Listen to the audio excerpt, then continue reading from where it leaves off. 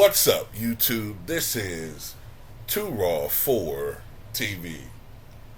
Alright, so former South Carolina Governor Nikki Haley, who is seeking the 2024 Republican presidential nomination, though with Donald Trump in the race, pretty much everyone else is just seeking the vice presidency at this point.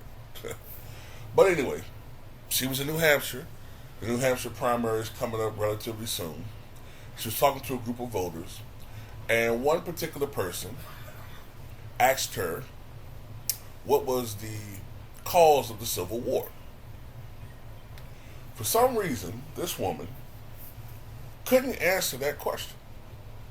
She just could not answer the question. She went on about, well, this is a tough question to answer, and she started talking about freedoms and capitalism and threat to states' rights, and basically she went on.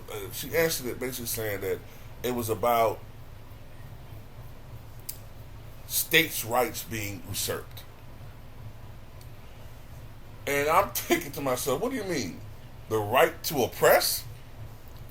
What are you talking about here? Now these are the situations where I get so pissed off at all these black conservatives. Where are you at right now? See, they magically don't hear this shit. They magically don't hear when Nikki Haley says something like this.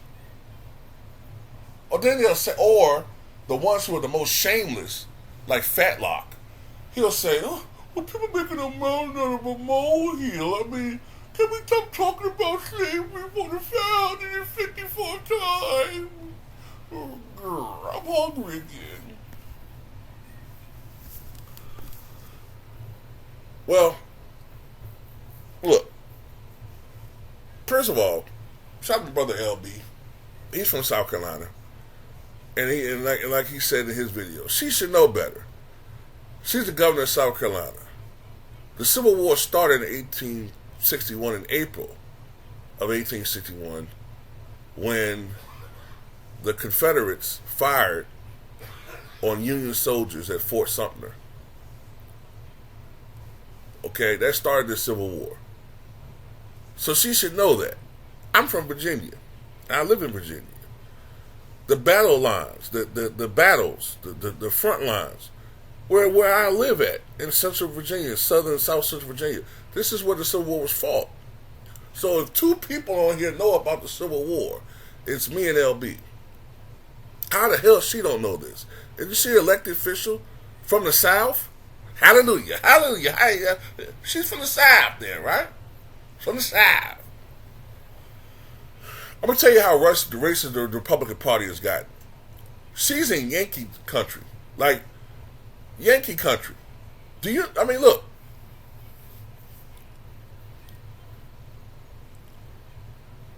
Calvin Coolidge, who was from Vermont, right? But was governor of Massachusetts. Calvin Coolidge on the ballot in the South, especially in a state like South Carolina, he probably was only getting like 4 or 5% of the vote. He's Republican. Meanwhile, in Yankeetown, New Hampshire, Vermont, he was probably getting 70 to 80% of the vote. This is how much this shit has flip-flopped the Republican Party. She got to be careful of what she says about the Civil War in New Hampshire. Think about that for a second. I know some young people may not comprehend what I'm saying because you don't really know history like that. But think about this. She's not in Alabama, ladies and gentlemen. She's in New Hampshire. New Hampshire, dude. And she's scared to tell the truth about the Civil War. That's how toxic the Republican Party has become. Now, I know a lot of y'all ain't used to hearing me talk about the Republican Party because I hate Joe Biden. But I don't like the Republican Party either. This ain't no safe haven for either party. I hate both parties. Both parties need to suck my dick. We need to rise of a third party. Only reason why I don't go as hard on the Republican Party because currently they're out of power in the executive branch.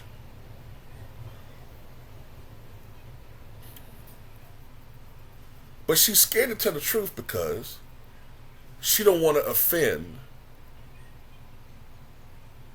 voters. She know who make up the Republican Party right now, who's taken over the Republican Party. But this is on the Republicans. They did this. They did this to themselves by catering to a certain group for over 50 years now.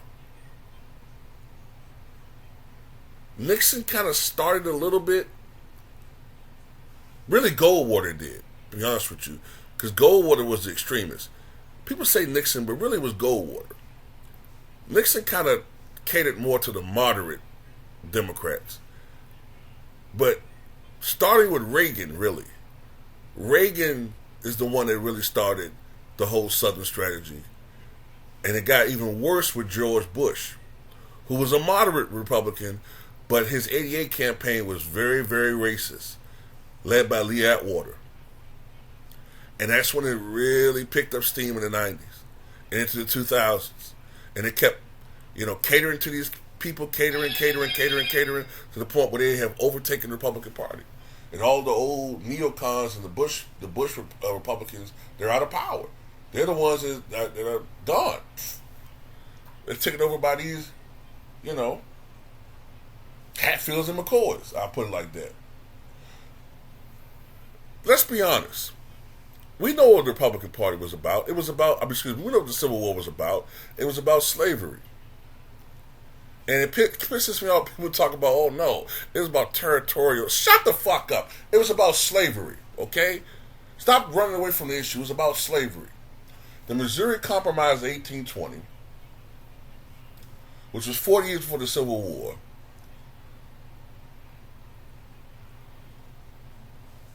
was about whether or not Missouri would become a slave state or a free state, because Missouri was sort of in betweens. Like, when you look at Missouri on the map, it's not really a southern state, but it's not really a northern state either.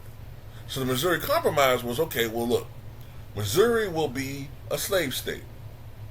But from now on, pretty much in the way we admit states, it's going to be a free state and a slave state. Free state and a slave state. And there was a certain parallel, or a certain, not parallel, excuse me, a certain, was it latitude? There's a certain latitude that we're not going to go beyond as far as slave states. But then that kind of became passe by 1850. Why was that? So remember, you might have heard something in school about the Compromise of 1850. The Compromise of 1850 was about the newly acquired territory the United States had. I had to bone up on this myself because I forgot some of this stuff. The newly acquired territory that the United States had gotten after the Mexican-American War. So they had to come up with compromises. Well, okay, this state can be slave, this territory can be slave, this state can be slave, okay, but this state had to be free. You can't go above this longitude, as far as slavery.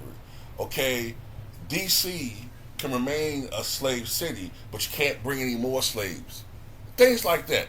And that lasted for about maybe 5 or 6 years. But then the slavery issue got out of control again. And it was really becoming a threat to the Republic.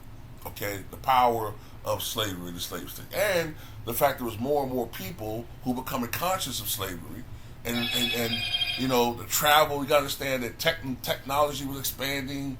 People were able to travel more.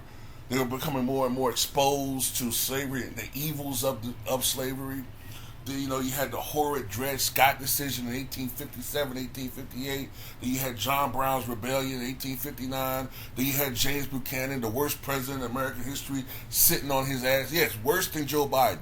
This guy was sitting on his ass and letting the country go to fucking anarchy and did nothing. He couldn't wait to get out of office. He couldn't wait for March of 1861. Back in those days, presidents were inaugurated in March, not January. That changed the second term of FDR, January 20th, 1937. His first term was inaugurated in March of 1933. But he couldn't wait to leave office. And by the way, he capitulated to the South. Oh yeah, he capitulated to the South. Totally. and left Abraham Lincoln with the mess that was the Civil War.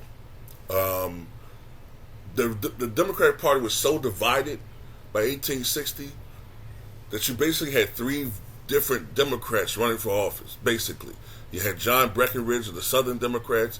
You had the standard Democrat candidate of Stephen A. Douglas, and you had John Bell, the Constitutional, I think it was either the Constitutional Union, it was called the Constitutional Union Party.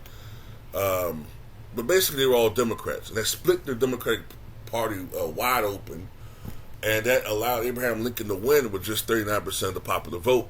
But he swept the Electoral College, got 180 Electoral College votes. And that pretty much, the election Republican meant that we were going to war.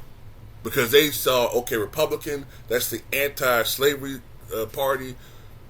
We're going to war. We're going to war. And that's exactly what happened. So anyway, just had to put all this out there because, yeah, you could weasel your way and say territory, but it was about slavery. Okay? So, and if I know this, some schmuck who's doing videos on YouTube, you know, good and goddamn well that this woman knows this shit. She knows it. She's just a coward. Like the rest of them. The only one that told the truth about slavery that I've seen is Chris Christie. That's the only one.